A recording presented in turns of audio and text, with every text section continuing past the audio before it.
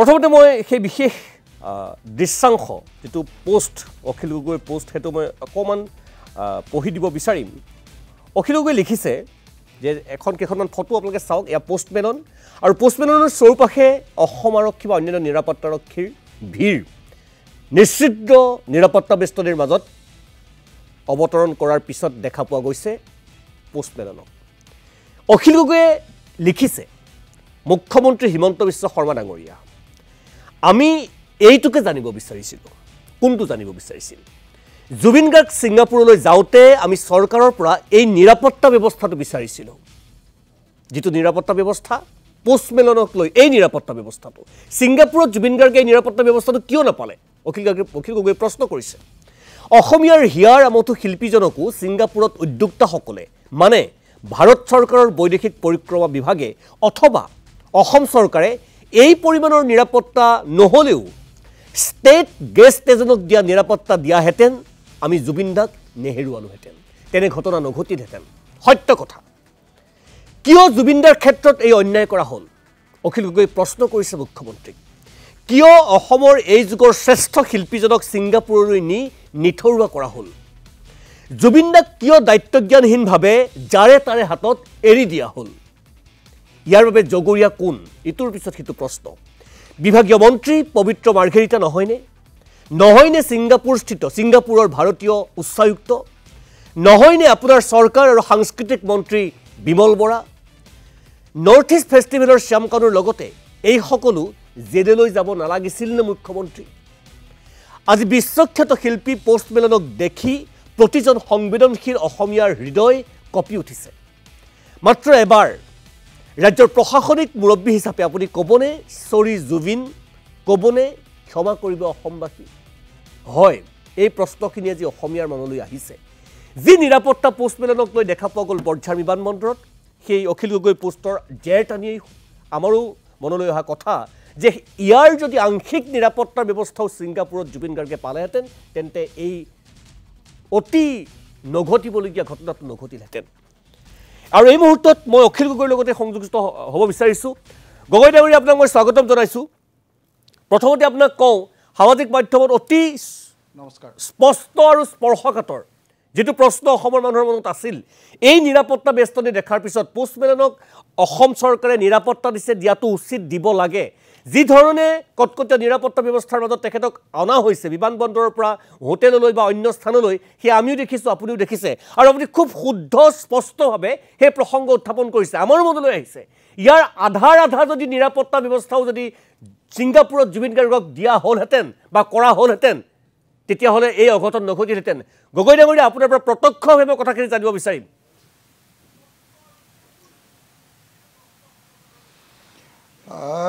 আজি বিশ্ববিখ্যাত শিল্পী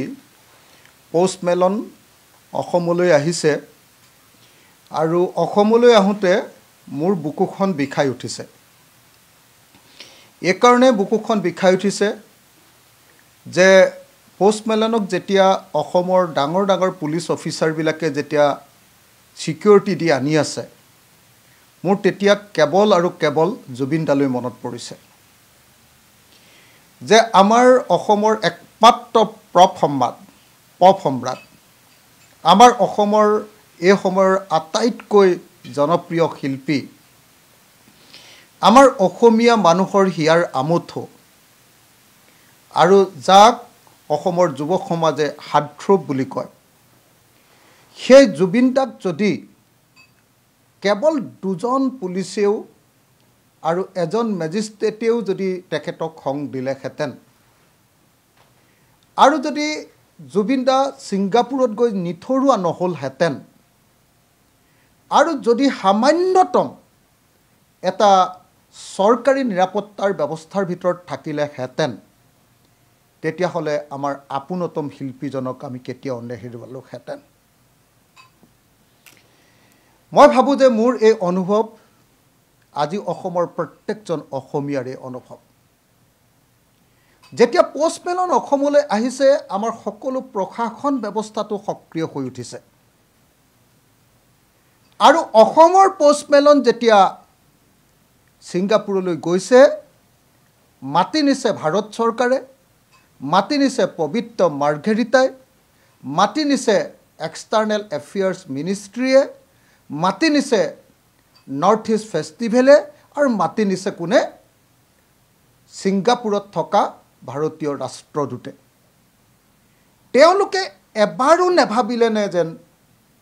এজন অত্যন্ত গুৰুত্বপূৰ্ণ শিল্পী, জনপ্ৰিয় শিল্পী, মানুহৰ আপোন শিল্পীক ন্যূনতম ষ্টেট গেষ্ট ৰূপে মৰ্যাদা দিবৰ কাৰণে নিশিকিলেনে বাৰু?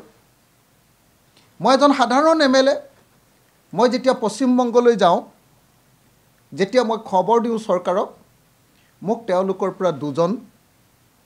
ছিকিউৰিটি দিয়ে। অন্য ৰাজ্যলৈ গ'লেও সেইটো কৰে। মই যেতিয়া দিল্লীলৈ যাওঁ, অসম ভৱনৰ পৰা মোৰ তালৈ গাড়ী পঠিয়াই দিয়ে। এৰোপ্লেনৰ পৰা নিবৰ কাৰণে এয়াৰপৰ্টলৈ গাড়ী পঠিয়াই দিয়ে।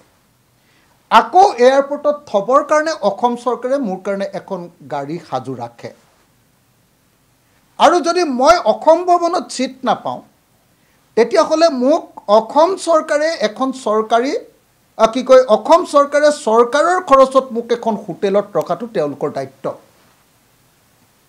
আৰু ভাৰত চৰকাৰৰ এজন ডিপাৰ্টমেণ্টে আৰু সদায়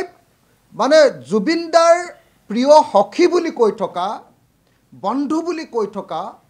পবিত্ৰ মাৰ্ঘেৰিটাই যেতিয়া জুবিনদাক মাতি লৈ গৈছে, এজন মন্ত্ৰীয়ে যেতিয়া মাতি লৈ গৈছে, তেওঁ উচ্চায়ুক্তৰ জৰিয়তে এজন পুলিচৰ ব্যৱস্থা কৰিব নোৱাৰিলেনে? এজন মেজিষ্ট্ৰেটৰ ব্যৱস্থা কৰিব নোৱাৰিলেনে? আৰু আমি সকলোৱে জানো যে অসম চৰকাৰ, ভাৰত চৰকাৰৰ তদাৰকীত, নিমন্ত্ৰণিত তেওঁ ছিংগাপুৰলৈ গৈছিলে। আৰু তেওঁলোকৰ সন্মুখতে জুবিন গাৰ্গৰ মৃত্যু ঘটিছে। তাৰ পাছত কেৱল শ্যামকানু মহন্তক আমি দোষী সাব্যস্ত কৰিছোঁ। আমি পবিত্ৰ মাৰ্ঘেৰিটাক গ্ৰেপ্তাৰ কৰা নাই। আমি সাংস্কৃতিক মন্ত্ৰী বিমল বৰাক দোষাৰোপ কৰা নাই। বিমল বৰাই জুবিনদাৰ মৃতদেহ ইফালে সিফালে ঘূৰাই ফুৰিছে পিছত। কিয় উচ্চায়ুক্তজনক আমি কিয় মাতি আনিব নোৱাৰিলোঁ? কিয় এতিয়ালৈকে অসমৰ মুখ্যমন্ত্ৰীয়ে ইমান ডাঙৰ ডাঙৰ কথা কৈ থাকে? তেওঁ বোলে নেশ্যনেল ফিগাৰ, এতিয়া তেওঁ বোলে শক্তিশালী মুখ্যমন্ত্ৰী। কিয় এতিয়ালৈকে ভাৰতীয় উচ্চায়ুক্তক এতিয়ালৈকে কিয় এই তদন্তৰ আওতালৈ আনিব পৰা নাই? কিয় তেওঁ জুবিনদাৰ মৰমৰ প্ৰতি আগ্ৰহী হৈ তেওঁ এতিয়ালৈকে কিয় পবিত্ৰ মাৰ্ঘেৰিটাক কিয় এতিয়ালৈকে তেওঁ তদন্তৰ আওতালৈ নানিলে? কিয় এতিয়ালৈকে যিখন জাহাজৰ পৰা জুবিনদাক খালী গাৰে সাগৰলৈ জঁপিয়াবলৈ অনুমতি দিয়া সেই ইয়াতখনৰ কেপ্টেইনজনক তেওঁ এতিয়ালৈকে কিয় তদন্তৰ আওতালৈ আনিব নোৱাৰিলে? কিয় তেওঁ এতিয়ালৈকে IO আৰু CIO, জুবিনদাৰ মৃত্যুৰ তদন্ত কৰি থকা IO আৰু CIO, যিখন সাগৰত ডুবি জুবিনদাৰ মৃত্যু হ'ল, তাৰ পানীটোপা চাবৰ কাৰণেও এতিয়ালৈকে পঠিয়াব নোৱাৰিলে কিয়? অসমীয়া মানুহে এই প্ৰশ্ন কৰিলে হিমন্ত বিশ্ব শৰ্মাই তেওঁলোকক দেশদ্ৰোহী বুলি কয়। তেওঁলোকক কাৰোবাক ভিক্টৰ দাসৰ নিচিনাকৈ NSA লগায়, কোনোবা শিল্পীক জেইলত দি দিয়ে, কাৰোবাক মাৰপিট কৰে, কাৰোবাক ভয় দেখুৱায়। কিয় মুখ্যমন্ত্ৰী ডাঙৰীয়া? মুখ্যমন্ত্ৰী ডাঙৰীয়া, আপোনাৰ প্ৰিয়তম শিল্পী পষ্ট মেলন নহয়নে? মই পাহৰিছোঁ, আপোনাৰ প্ৰিয়তম শিল্পী নহয়, আপোনাৰ ছোৱালীৰ প্ৰিয়তম শিল্পী, আপোনাৰ জীয়ৰীৰ প্ৰিয়তম শিল্পী পষ্ট মেলন। আপুনি পষ্ট মেলনক মাতি আনিবৰ কাৰণে দায়িত্ব দিছিলে নৰ্থ ইষ্ট ফেষ্টিভেলক, নহয় জানো? শ্যামকানু মহন্তকে দায়িত্ব দিছিলে। এতিয়াও যদি আমি গুগলত পৰীক্ষা কৰোঁ, তেতিয়াহ'লে দেখোঁ যে আপোনাৰ অসম চৰকাৰৰ সহযোগত শ্যামকানু মহন্তই হেৰিয়াক মাতি অনা বুলি এতিয়াও ওলাই থাকে। এতিয়াও ওলাই থাকে মুখ্যমন্ত্ৰী ডাঙৰীয়া। আপুনি কম নিষ্ঠুৰ মানুহনে যে যি শ্যামকানু মহন্তৰ লগত কথা পাতি আপুনি পষ্ট মেলনক মাতি আনিছে, সেই শ্যামকানু মহন্তৰ কাৰণে এজন অসমৰ আটাইতকৈ ডাঙৰ শিল্পী গৈ ছিংগাপুৰত মৃত্যুবৰণ কৰিছে। তাৰ পাছতো অনুষ্ঠানটোৰ একটা দিনো পিছুৱাবৰ কাৰণে আপুনি প্ৰস্তুত নহ'ল মুখ্যমন্ত্ৰী ডাঙৰীয়া একদিনৰ কাৰণে এই অনুষ্ঠানটো পিছুৱাবৰ কাৰণে আপুনি প্ৰস্তুত নহ'ল মুখ্যমন্ত্ৰী